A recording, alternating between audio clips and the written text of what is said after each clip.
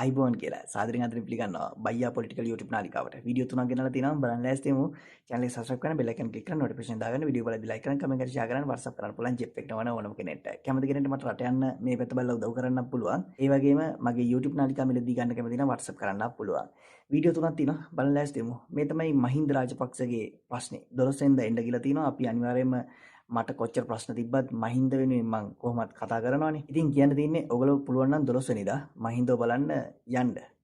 ගිහිල්ලා එතන බලන්න මොකද වෙන්නේ කියලා. මහින්ද රාජපක්ෂ හිරේ දාලා හරි මොනවා හරි ප්‍රශ්නයක් දැම්මොත් ඒ මිනිස්සු අන්තිර එළියට ඇවිල්ලා හරි මොකක් හරි වෙලා නැත්තම් දිවි නසා ගත්තොත් ඔය වගේ එක දේවල් වෙන්න පුළුවන්. ඒ නිසා මහින්දව බලා ගන්න ඕනේ මොනවා වුණත්.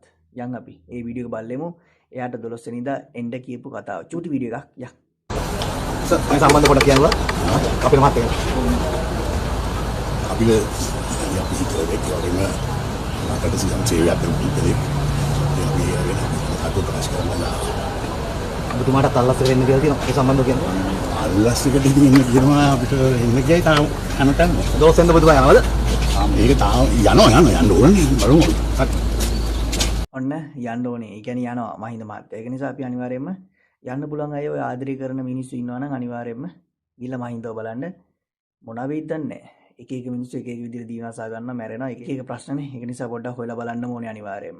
අපි යන් දෙවෙනි වීඩියෝ බලන්න. මේ තමයි මේ ගොයියෝ කියනවනේ අපිට පොහොර නැහැ කියලා. හැබැයි ලාල්කාන්ත කියන පොහොර තියනවා කියලා. මෙන්න මේ හා සම්බන්ධ වීඩියෝ එකක් තියෙන්නේ. ගොවියෝ කියනවා නැහැ කියලා ලාල් කියනවා තියනවා කියලා. අපි මේ කතාව බලමු. යා දැන් ගොවීන්ට නිකන් දාන්න එපා, තග දාන්න එපා. ඔබතුමාට විරුද්ධ මේ රටේ සමස්ත ගොවියා එකතු වෙලා නඩු දාන්න ඕන මොහොත. මේ වෙනකොට රටට ඇවිල්ලා තිබෙනවා. ඒවා බෙදා හරිමින් තිබෙනවා මේ වෙනකොට ගොවි ජන සේවා මධ්‍යස්ථාන හරහා. ඒ අනුව බැලුවම රට තුල කිසිදු ආකාරයක යල්කන්නේ කුමන හෝ භෝගයකට පොහොර පිළිබඳ ප්‍රශ්නයක් ඇති වෙන්නේ නැහැ. පොහොර පිළිබඳව අසත්‍ය ප්‍රකාශ බොහෝ ප්‍රමාණයක් රට තුල විවිධ පාර්ශ්වයන් ගොඩනගනවා. ඒවා සම්බන්ධයෙන් අපි අනිවාර්යයෙන්ම නීතිමය පියවර ගන්නවා. ඉතින් දැන් අපිට දෙන්න කියන්නකෝ. අපි කියන්නේ ඒක කොහෙවත් අපිට දෙන්නේ නැහැ නේ. කඩේකට ගම පොහොර නැහැ. රුපියල් 18,000 දාන මට පොහොර තියෙනවා. ඉතින් එහෙම අරන් ගොවිතැන් කළ වැඩක් තියෙනවද? අපේ මේ අපේ පුර ගොවි සම්නිධානයට දෙනවා. අකරේ 200ක් විතර ගොවි 400ක් විතර ඉන්නවා. ඊයේ වෙනකොට දීලා තියෙනවා ගොවි ජන සේවා මධ්‍යස්ථානේ පුලස් එකමින් මට පොහොර මිටි 16කුයි පොටස් මිටි 26කුයි දීලා තියෙනවා. පොටස් මිටි 26 කියලා කියන්නේ කිලෝ වලින් ගත්තොත් 1300යි. අනිත් වික්‍රමසිංහ මහත්තයා බාර දීලා යනකොට රුපියල් 8000යි පොහොර. 7200ට අපි අමු වී දුන්නා. ඊට පස්සේ අපි ගොවියා රජ කරවන්න ආපු අනුකුමාර දිසානක මහත්තයා එනකොට 6200යි අමු මේ වී යටේ 16000යි අද පොහොර. ආණ්ඩු 3-4ක් දිගටම ආව කවදාකවත් මේ ආණ්ඩුව තරම් අපිට ගොවියන්ට කෙනෙලිකම් කරපු ආණ්ඩුවක් නැහැ. රටේ පොහොර ප්‍රශ්නයක් නැහැ කියන්නේ කොහොමද? පොළොන්නරු දිස්ත්‍රික්කයේ එකම කඩයක් ගාව තියලා කියලා වන්න යූරියා ගන්න. එතකොට නැවත ජනාධිපතිතුමාත් එක්ක කරපු සාකච්ඡාවේදී කිව්වා විවෘත වෙළඳපොලේ තියෙනවා කියලා. 7200ට 10200 තියෙන නැති වෙන කොහේ හරි වෙන රටක ඇති. කොළඹ ගිහිල්ලා ගන්න පුළුවන් 14000යි. ඒ නිසා ඔබතුමා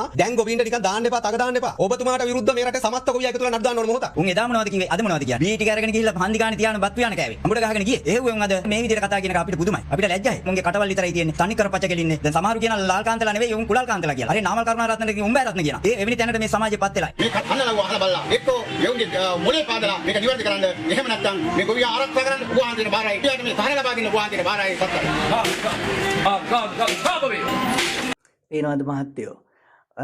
අපිට අවශ්‍ය කරන පොහොර නැහැ. නිකම් පොහොර තියෙනවා. අන්න ඒකයි ලාල් මහත්තයා එතන තියෙන ප්‍රශ්නේ මං හිතන්නේ. ගොවියන්ට ඕන කරන පොහොර නැහැ. ඔය නිකන් එහෙම වල් පොහොර ටිකක් තියෙනවා. දැන් හරිනේ මම හිතන්නේ කතාව. ඒකත් එක්කම අපි ටිල්වින් මහත්තයාට මේ ගැහුවයි කියලා මම වීඩියෝ එකක් දැම්මා. ඉතින් ඒකත් එක්ක ඔන්න දැන් ටිල්වින් මහත්තයා දාලා තිනවා අපේ ටින්ටින් අංකල් දාලා තිනවා මේ නෑ මට ප්‍රශ්නයක් නෑ මම හොඳින් ඉන්නවා කියලා. අපි ඒකත් දාන්න එපා මොනවා වුණත්.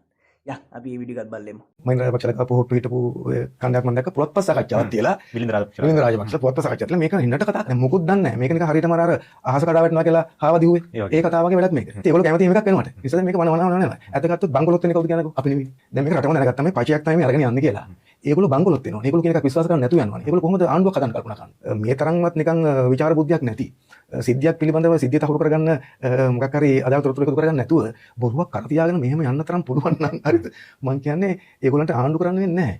ඔන්න ටින්ටින් අංකල් හොඳින් ඉන්නවලු සතුටින් ඉන්නවලු. එහෙනම් දැක්ක එක ලොකු දෙයක් හොඳින් ඉන්නවා කියලා නේද? ලස්සනට මූණක් තියෙනවා, දත් ටිකක් තියෙනවා. එහෙනම් පරිස්සම් වැඩ ටික කරගන්න ඕනේ ටින්ටින් අංකල් ඈ. ආයි රණ්ඩු කරගන්න යන්නේ නැහැ. හොඳේ. හරි එහෙනම් අදට වැඩසටහන ඉවරයි. අපි ඊළඟ දවසේ ආවෙමු. අයිබෝවන්.